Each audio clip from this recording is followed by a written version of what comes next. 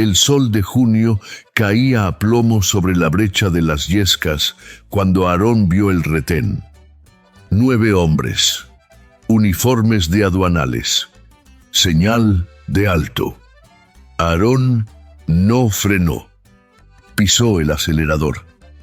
En la caja iban sus 2 tíos, Daniel y Ricardo del Fierro.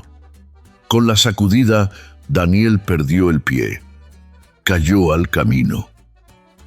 Intentó levantarse. No alcanzó. Los 9 abrieron fuego al mismo tiempo. Ricardo recibió 9 balazos en la caja. No murió. Aarón, herido al volante, sacó la camioneta del alcance del fuego. Daniel se quedó atrás en la brecha. Tenía 25 años. Se llamaba Daniel del Fierro González. Y desde los 11 años sabía que iba a terminar así. En esa familia nadie preguntaba quién iba a ser el siguiente, solo cuánto iba a tardar. Su hermano Ricardo habló de ese día años después con una calma que solo da haber sobrevivido lo imposible. Yo tengo 9 impactos de bala, mal dados. Por eso sobreviví. En Tamaulipas siempre se ha dicho, si quieres hacerte famoso, mata a un del Fierro.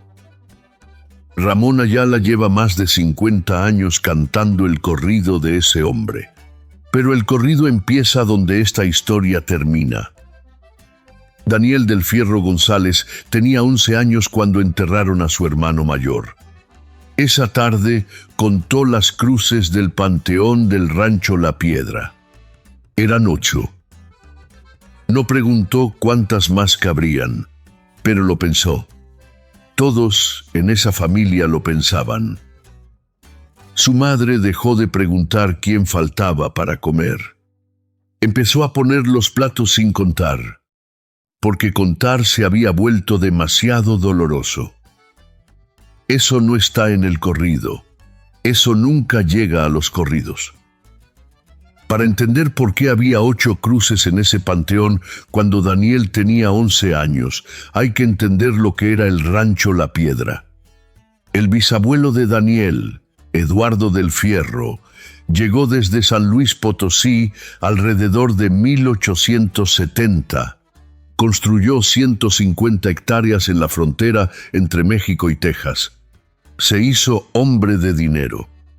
Pasó armas para la revolución. Cruzó alcohol al otro lado del río cuando la ley seca cerró las cantinas americanas. Controlaba las rutas.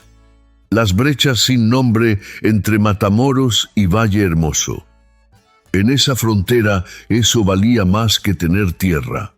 Y eso fue exactamente lo que los mató. Había un hombre que trabajó para los del Fierro durante años. Conocía cada paso, cada trato, cada brecha. Un día decidió que ya no quería trabajar para ellos. Quería hacerlo. Hizo un trato con un general. Y empezaron. No de golpe, con paciencia. Uno por uno, año por año. Rolando, 1930. Blanca, 1934. Héctor, 1948. Eleazar, 2 años después. Baldomero, en el 52. Emma, 1954. Finalmente, Procopio en 1955. 8 cruces en 25 años. La última llegó cuando Daniel tenía 11. En 41 años de exterminio nunca hubo un juicio. Nunca hubo un detenido. Porque en esa frontera el apellido del muerto importaba más que el crimen. Daniel contó esas 8 cruces. Y supo, con la certeza que solo tienen los niños que han visto demasiado, que la 9ª también tendría un nombre de su familia.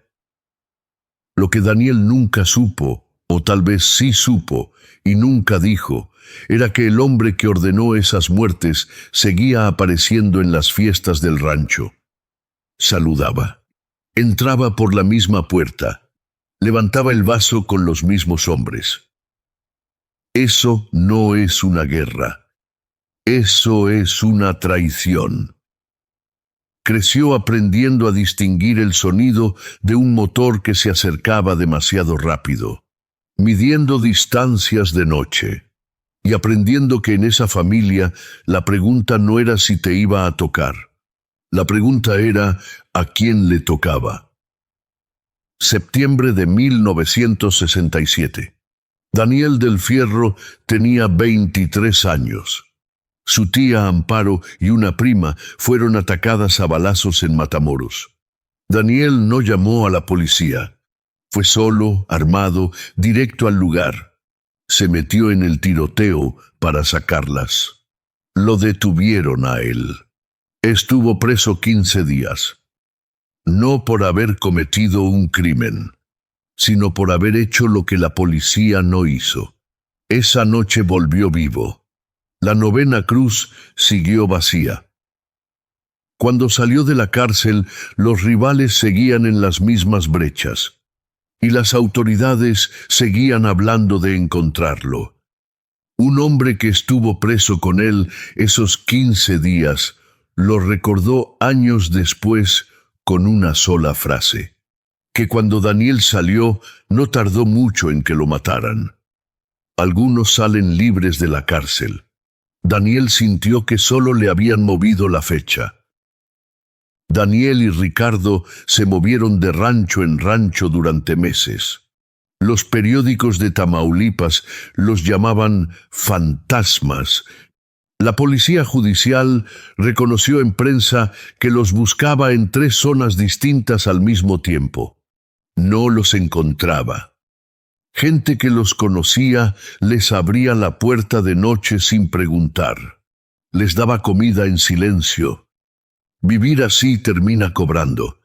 Se paga con el sueño, con no poder sentarte de espaldas a una puerta, con saber que cualquier motor que no reconoces puede ser el último que escuches, con mirarte al espejo cada mañana y hacer la misma cuenta. ¿Cuántos quedan? ¿Cuántos faltan? Daniel llevaba años pagando ese precio, y lo pagó hasta el último día. Una noche atacaron la casa de la tía Amparo con escopetas. Ella y su hija quedaron heridas. Atacar a las mujeres de una familia en esa frontera tenía un solo significado. Ya no buscaban ganar un negocio. Buscaban que no quedara nadie con ese apellido. En algún momento de esos años, en Matamoros, lo balearon frente a una agencia en la calle Sexta y Pedro Coronado. Sobrevivió. Las diferencias con una familia conocida como los Murillo llevaban tiempo encendidas. Ese episodio las convirtió en algo que ya no se podía apagar con palabras. Poco después, un joven de esa familia conocido como el Coloroco apareció muerto junto a un camión estacionado en esa misma calle. Algunos apuntaron a un hombre apodado el Pollo. Otros, los que sabían más y hablaban menos, señalaron a Daniel del Fierro. Nunca hubo investigación. Así funcionaba esa frontera. Los muertos se acumulaban sin que nadie respondiera por ellos. Las cuentas pendientes también. Y cada cuenta sin saldar era una razón más para que alguien esperara el momento. Para febrero de 1969, Daniel del Fierro tenía frentes abiertos en todas direcciones. Y del otro lado tampoco lo dejaban en paz. Los rivales de siempre que llevaban décadas exterminando el apellido, los Murillo con su propia cuenta pendiente, y el peso de haber contado 8 cruces antes de cumplir 12 años. Ese mes fue al entierro de su primo Gilberto. Le habían arrancado un brazo de un balazo en Reynosa. No lo remataron ese día. Las heridas lo alcanzaron meses después en un hospital de Galveston, Texas. Daniel fue al funeral. Sabía que la próxima cruz llevaría su nombre, o que ya faltaba poco. Y fue igual. Daniel lo sabía. Ricardo lo sabía. Y ninguno de los dos se fue. El rancho La Piedra tenía 150 hectáreas. Podían haberlas vendido. Monterrey estaba a pocas horas. El otro lado del río, a menos. Pero en ese panteón estaban Rolando, Blanca, Héctor, Eleazar, Enma, Baldomero, Procopio. Su sangre, su apellido, su tierra. Para ellos, irse no era empezar de nuevo. Era dejar solos a los que ya estaban ahí. Porque lo que pasó el 29 de junio de 1969 en el kilómetro 120 no fue una sorpresa. Fue el final de una cuenta que alguien llevaba haciendo desde 1930. Lo que Daniel pensó cuando vio el retén no fue miedo, fue reconocimiento. Llevaba 14 años preparándose para ese momento. Desde que tenía 11 años y contó 8 cruces en el panteón de su rancho. Desde que aprendió a distinguir el sonido de un motor que se acercaba demasiado rápido. Desde que vio a su hermano Procopio entrar a una cantina a hacer las paces y no volver. Cuando Aarón pisó el acelerador, Daniel supo lo que venía. Y cuando cayó al camino, en la fracción de segundo antes de que los 9 abrieran fuego, tuvo tiempo de pensar una sola cosa. Que había ido igual que Procopio, igual que Héctor, igual que todos los que estaban en ese panteón, que no había huido. Para los del Fierro, eso era lo único que importaba. Su sangre se mezcló con la tierra de la misma frontera donde había nacido. La 9ª cruz del panteón del rancho La Piedra ya tenía nombre. 29 de junio de 1969, 11 de la mañana. Daniel del Fierro González murió en el polvo del camino de las Yescas. Tenía 25 años. 6 meses después buscaron a Aarón, el sobrino que conducía la camioneta ese día, el que tenía 19 años, el que escapó herido con la camioneta, el que vio las caras de los 9 hombres del retén. Lo encontraron antes de que él pudiera hacer nada. Tenía 19 años cuando acompañó a sus tíos en esa camioneta, 20 cuando lo mataron. No llegó a los 21. En junio de 1971, Reinaldo del Fierro, otro hermano de Daniel, murió sobre esa carretera. Tenía 33 años. 11 cruces en total. 4 generaciones. Un solo apellido en cada una. Lo que empezó como un negocio de contrabando en los años 20 terminó en un panteón con 11 cruces en 1971. La familia que hizo el trato con el general se quedó con las rutas, los contactos, el territorio. Los del Fierro se quedaron con el panteón. Nadie pagó por ninguna de las 11 muertes. Ni en 1930, ni en 1971, ni en ninguno de los años que hubo entre medias. Ricardo del Fierro sobrevivió, con 9 balazos que los médicos no terminaban de explicar, el último de la dinastía. En las entrevistas que concedió años después, Ricardo repitió siempre la misma frase. Yo recuerdo todo eso, nunca se borra. No lo dijo con rabia, no lo dijo con orgullo. Lo dijo con la voz de alguien que lleva décadas cargando algo que no tiene nombre, algo que pesa más que 9 balazos. Reinaldo Martínez, al que todos llamaban el Gallero, era de Garza Valdés, Tamaulipas. Fue a los funerales de los del Fierro. Ricardo le bautizó a su hija. Eran compadres. Cuando se sentó a escribir el corrido de Daniel, no tuvo que investigar nada. Solo tuvo que recordar. Eso es lo que hacen los corridos. No archivan la verdad entera. Eligen qué parte merece durar. Ramón Ayala lo grabó en 1975. Desde esa noche, cada vez que sube a un escenario, alguien en el público lo pide. Siempre hay alguien. En 1977, el director Raúl de Anda llevó la historia al cine. La filmaron en Tamaulipas, en los mismos lugares donde ocurrieron los hechos. Mario Almada, Fernando Almada y el propio Ramón Ayala actuaron en ella.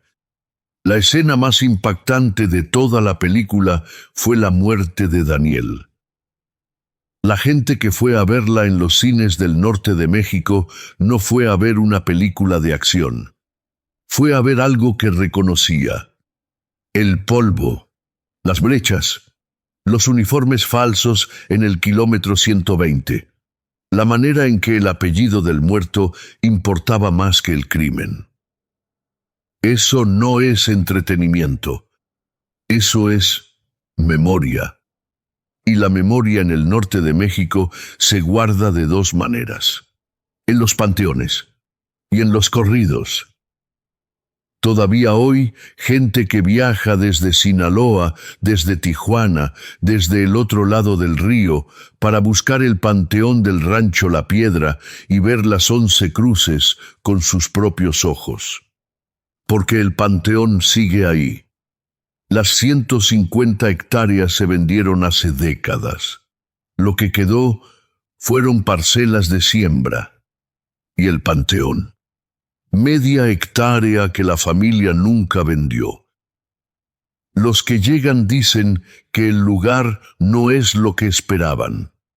Esperaban algo más grande, más visible, más señalado. Encuentran media hectárea de tierra seca rodeada por parcelas de siembra en el borde de una carretera, y que la gente recorre sin saber lo que hay ahí al lado. Pero se quedan un rato mirando las cruces, leyendo los nombres, haciendo la cuenta de los años entre la primera y la última. Hay algo en ese panteón que no se puede fotografiar. No es el tamaño, no hay arquitectura. Es el peso de lo que representan esas 11 cruces. Una familia entera, 4 generaciones, un solo apellido. Y la certeza de que nadie pagó por ninguna de esas muertes. En 41 años, ningún juez firmó una condena. Ningún fiscal abrió un expediente que llegara a algún lado. Las muertes se archivaron. Los archivos se perdieron. Los responsables siguieron viviendo en la misma frontera, cruzando las mismas brechas. Eso es lo que el corrido no dice. Que la impunidad no llegó después. Estaba ahí desde el principio. La nieta de Ricardo del Fierro escribió una vez en internet que el panteón ya tiene más familiares enterrados de muerte natural que de muerte violenta. Que hay espacio para los que quedan. Lo escribió con la naturalidad de alguien que habla del clima. El kilómetro 120 de la carretera a Valle Hermoso no tiene ninguna señal, ninguna marca. Nada que diga que ahí cayó Daniel del Fierro González el 29 de junio de 1969. Solo pasa el polvo. Daniel del Fierro González pudo haberse ido. El rancho valía dinero. Monterrey estaba a pocas horas. El otro lado del río, a menos. No se fue. En ese panteón estaban enterrados sus hermanos, sus primos, sus tíos, su sangre, su apellido, su tierra. Para Daniel del Fierro, irse habría significado traicionarlos. Y en el norte de México de aquella época había algo que era peor que morir. Era convertirse en alguien que le dio la espalda a los suyos. Y Daniel lo sabía. Lo sabía cuando fue solo a rescatar a su tía en 1967. Lo sabía cuando se movía de rancho en rancho sin dormir bien una sola noche. Lo sabía cuando fue al funeral de Gilberto y contó que la octava ya estaba. Lo sabía el 29 de junio, cuando iba en la caja de esa camioneta por la carretera a Valle Hermoso, y fue igual. La familia rival se quedó con las brechas, con las rutas, con el dinero. Los del Fierro se quedaron con el panteón.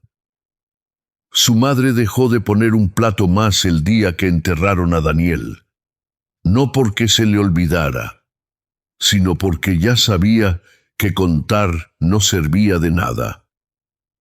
Hoy en el rancho La Piedra hay más muertos de muerte natural que de muerte violenta.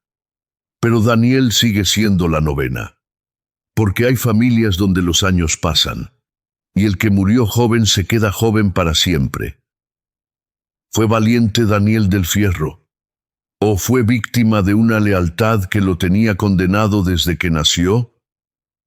Cuéntanos en los comentarios, porque hay gente que ve en Daniel a un hombre que murió como quiso vivir, y hay gente que ve a alguien que nunca tuvo otra opción. Y hay gente, quizás la mayoría, que ve las dos cosas al mismo tiempo. Si llegaste hasta aquí, ya entendiste que algunos corridos no hablan de balas, hablan de lo que dejan después. En pantalla te dejamos una historia donde tampoco hubo tiempo para despedirse. El hijo desobediente. Y quizás, cuando termine, entiendas por qué esa canción sigue emocionando a todos los padres de México. Que Dios les bendiga.